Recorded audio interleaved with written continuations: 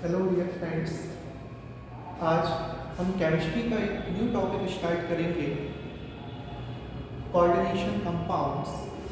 और ये चैप्टर आपका 12th के सिलेबस में सेकंड टर्म का चैप्टर है, जो कि काफ़ी इम्पोर्टेंट चैप्टर है। आप लोग लास्ट तक इस वीडियो में बने रहिएगा, आपको निश्चित तौर से ही कोऑर्डिनेशन कंपाउंड को समझने में फ़ायदा होगा। तो सबसे पहला क्वेश्चन आता है कि व्हाट आर कोऑर्डिनेशन कंपाउंड्स। तो देखिएगा, the coordination compounds are molecular compounds which are formed from the combination of two or more simple stable compounds। जब कभी दो या दो से ज़्यादा सिंपल स्टेबल कंपाउंड्स आपस में कंबाइन करते हैं, तो in that case coordination compounds are form. और जो कोऑर्डिनेशन कंपाउंड्स होते हैं, उनकी सबसे बड़ी प्रॉपर्टी है they retain their identity in solid as well as in the dissolved state. Means solid state में भी वो स्टेबल होंगे और साथ ही साथ डिजॉल्व्ड स्टेट में भी कोऑर्डिनेशन कंपाउंड्स स्टेबल होते हैं। यहाँ पर हमने लिखा है कि they are formed by two or more than two stable compounds. आइए एक एग्जांपल से हम इसको समझने का प्रयास करते हैं। सपोज हम aqueous ammonia, this is the formula of ammonia NH3।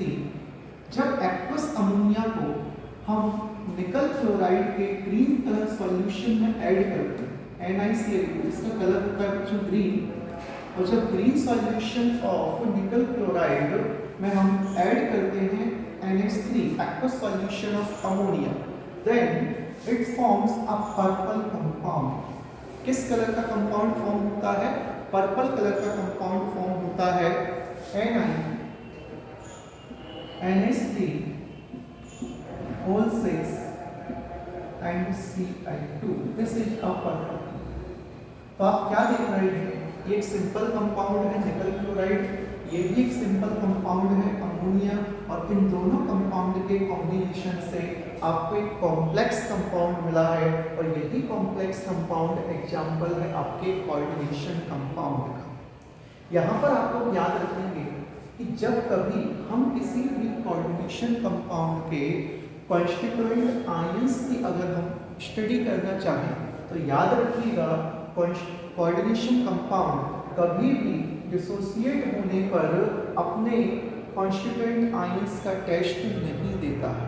Means आप इसमें निकल का अलग से टेस्ट नहीं लगा सकते हैं, आप क्लोरीन का अलग से टेस्ट नहीं लगा सकते हैं, okay, because this is a stable compound. ये कंपाउंड कैसा है?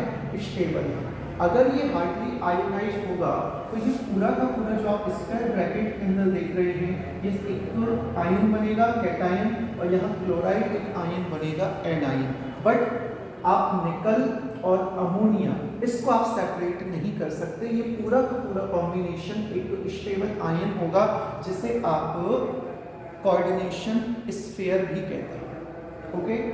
तो आप लोगों को क्या याद रखना है कि किसी भी कोऑर्डिनेशन कंपाउंड में हमेशा आपको एक सेंट्रल मेटल एटम या सेंट्रल मेटल आयन मिलेगा। यहाँ पर आप देख रहे हैं इन दिस कंपाउंड निकल is the central metal atom और सेंट्रल मेटल आयन, ओके। ये जो NH3 लिखा हुआ है, इस NH3 को हम कहते हैं यहाँ पर लिगेंड। लिगेंड कहते हैं इसको, और ये लिगेंड का ये जो नंबर है, जो कि यहाँ पर 6 है, इस नंबर को कहा जाता है कोऑर्डिनेशन नंबर। आइएगा मैं आपको एक और एग्जांपल से इसको समझाता हूँ। यहाँ हम लोग लिख रहे हैं K4 FeCN whole 6। आप अगर इस कंपाउंड को देखें, तो ये जो पूरा का पूरा आप देख रहे हैं स्ट्रक्चर, इस स्ट्रक्चर को हम कोऑर्डिनेशन स्फीयर कहते हैं। क्या कहते हैं? Coordination sphere. ये पूरा स्ट्रक्चर आपका कोऑर्डिनेशन स्फीयर कहलाता है। और इस कोऑर्डिनेशन स्फीयर के बाहर जो भी आप देखते हैं, इसको कहा जाता है आयोनाइजेशन स्फीयर। इसको कहा जाएगा ionization sphere. This is your ionization sphere.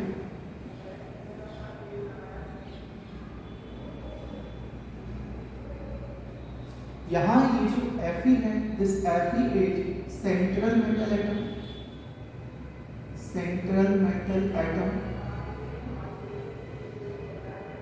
And Cn is called ligand. Cn is ligand and this number is called coordination number. इस नंबर को कहा जाता है बच्चों कोऑर्डिनेशन नंबर। याद रखिएगा आयरन की जो मैक्सिमम वैलेंसी होती है वो 3 होती है। यहाँ पर कोऑर्डिनेशन कंपाउंड के केस में जो लिगेंड का नंबर होता है वो सेंट्रल मेटल एटम की नॉर्मल वैलेंसी से ज़्यादा होता है, जबकि एक और कंपाउंड होते हैं जिन्हें अभी मैं थोड़ी देर बाद आपको एक्सप्लेन करूंगा, जिन्हें हम कहते हैं डबल सॉल्ट। और जो डबल सॉल्ट होता है उस डबल सॉल्ट में जो एटम होगा सेंट्रल एटम होगा उसकी जो वैलेंसी होगी वो नॉर्मल वैलेंसी होगी। ओके, तो ये आपको डिफरेंस याद रखना है डबल सॉल्ट में और कोऑर्डिनेशन सॉल्ट में। डबल सॉल्ट क्या है, एक एग्जांपल हम देखते हैं डबल सॉल्ट का। डबल सॉल्ट आप लोगों ने टाइट्रेशन अगर किया होगा अपनी केमिस्ट्री की प्रैक्टिकल लैब में तो आप लोगों ने एक सॉल्ट पढ़ा होगा मोहर सॉल्ट। मोहर सॉल्ट, मोहर सॉल्ट का फॉर्मूला होता है FeSO4 dot NH4 whole twice SO4 dot 6H2O. This compound is known as Mohr salt and this is an example of your double salt. Okay, इस डबल सॉल्ट में आप एक property आप देख रहे हैं कि स्पेशल फीचर है कि यहाँ पर जो कैटायन है वो तो डिफरेंट है लेकिन जो एनायन है वो कॉमन है। सल्फेट एनायन है, यहाँ भी सल्फेट एनायन है, जबकि आयरन एंड अमोनियम आयन ये 2 डिफरेंट कैटायंस यहाँ पर प्रेजेंट है। अगर आप इस सॉल्ट के कॉन्स्टिट्यूएंट आयंस का टेस्ट लगाना चाहते हैं तो आप इजीली आयरन का टेस्ट लगा सकते हैं, आप सल्फेट आयन का टेस्ट लगा सकते हैं, आप अमोनियम आयन का टेस्ट लगा सकते हैं। But in case of coordination compound you can't take a test for its constituent ions. Okay, they do not give test of their constituent ions. तो ये बेसिक डिफरेंस होता है। साथ ही साथ आप एक और बात याद रखिएगा कि मोहर सॉल्ट या फिर कोई और भी एग्जांपल अगर हम लेते हैं, for example potash alum. Potash alum is also the example of double salt. K2SO4 dot Al2SO4 whole thrice dot 24H2O। Okay, तो इन दोनों कंपाउंड्स को अगर आप देखें तो ये दोनों ही कंपाउंड आपके डबल सॉल्ट के एग्जांपल्स हैं। और इस डबल सॉल्ट में आप पोटेशियम आयन, सल्फेट आयन और एल्यूमिनियम आयन इन तीनों आयन का टेस्ट लगा सकते हैं। Means double salt give the test of their constituent ions, whereas coordination compounds or complex salt do not give the test of their constituent ions. इस feature को, इस difference को आप लोग याद रखिएगा। Okay, and the most important thing, double salt they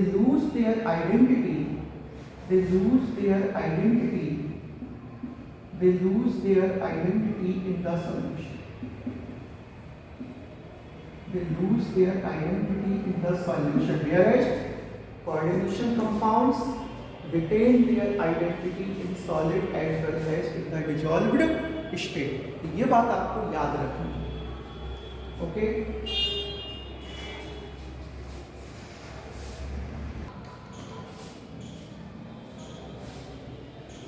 friends, अब हम अपने न्यू टॉपिक पर आगे बढ़ते हैं, दैट इज लिगेंड। अभी मैंने आप लोगों को बताया था किसी भी कोऑर्डिनेशन कंपाउंड के अंदर जो सेंट्रल मेटल एटम या आयन होता है उस सेंट्रल मेटल एटम या आयन के साथ कुछ ऐसी स्पीशीज जुड़ी रहती हैं जो उसके साथ हमेशा कोऑर्डिनेट बॉन्ड का फॉर्मेशन करती हैं, साथ ही साथ उसे इलेक्ट्रॉन पेयर डोनेट करती हैं। जैसे कि अभी आपने एक एग्जांपल देखा था K4FeCN6। तो in this example ion is the central metal atom. Okay, और सेंट्रल मेटल एटम के साथ जो Cn यानी कि जो साइनाइड जुड़े हुए हैं इनका नंबर 6 है और ये जो साइनाइड है इसी को हम कहेंगे यहाँ पर लिगेंड। क्या कहेंगे? लिगेंड। लिगेंड की प्रॉपर्टी क्या होती है तो याद रखिएगा, it is capable of donating a pair of electrons to the central metal atom or ion and form a coordinate bond with atom. तो यहाँ पर साइनाइड ग्रुप जो है वो आयरन के साथ कोऑर्डिनेट बॉन्ड बनाता है, और इसीलिए इन कंपाउंड्स को हम कोऑर्डिनेट कंपाउंड्स या कोऑर्डिनेशन कंपाउंड्स कहते हैं। ओके, तो लिगेंड्स इज एन एटम और मॉलिक्यूल और ion which is capable of donating a pair of electrons to the central metal of ion and forms a coordinate bond with it। तो ligand जो होते हैं बच्चों कई टाइप्स के होते हैं। For example unidentate ligand, for example unidentate ligand. So what is the meaning of unidentate ligand? याद रखिएगा, a ligand which can coordinate to the central ion through only one donor atom, जो केवल और केवल एक डोनर एटम के through central metal से connect होगा, कोऑर्डिनेट बॉन्ड बनाएगा, उसे हम कहते हैं यूनिडेंटेड लिगेंड। क्या कहते हैं? Unidentate ligand. और इसके एग्जांपल्स आप याद रखिएगा, NH3, NH3 का नाम होता है अमीन। लिगेंड्स के नेम कुछ डिफरेंट हैं। NH3, H2O, H2O is known as aqua, Cl negative, chlorido,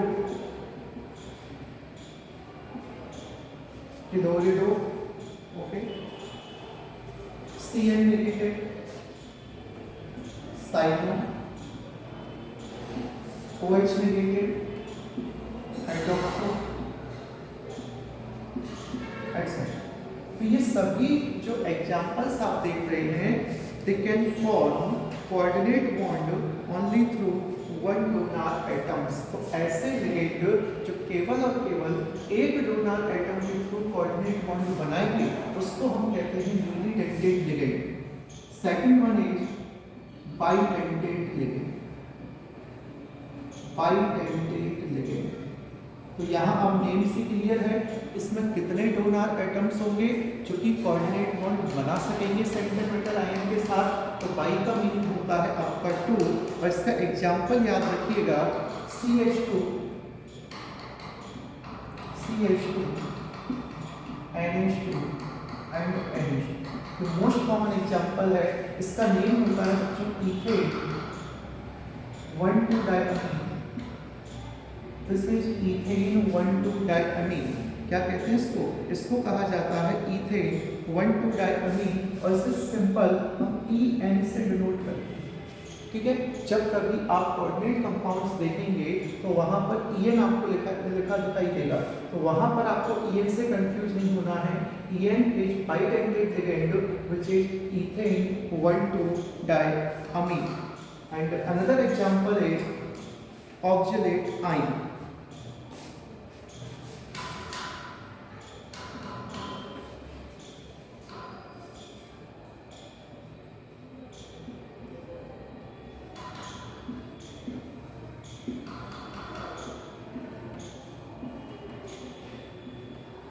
This is oxalate ion, and this is also an example of bidentate ligand. This is also an example of bidentate ligand. And the third is polydentate ligand. Poly, आप लोग समझ सकते हैं poly का meaning. Polydentate ligand, तो वे ligand जिनकी denticity means donor atoms का number more than 2 होता है, उसे हम कहते हैं पॉलीडेंटेट लिगेंड। क्या कहते हैं? Polydentate ligand. और पॉलीडेंटेट लिगेंड में आप सबसे अच्छा एग्जांपल जो याद रखेंगे, दैट इज EDTA। EDTA का फुल फॉर्म होता है ethylene diamine tetra acetate. Ethylene diamine tetra acetate. Okay, so EDTA is the example of polydentate ligand.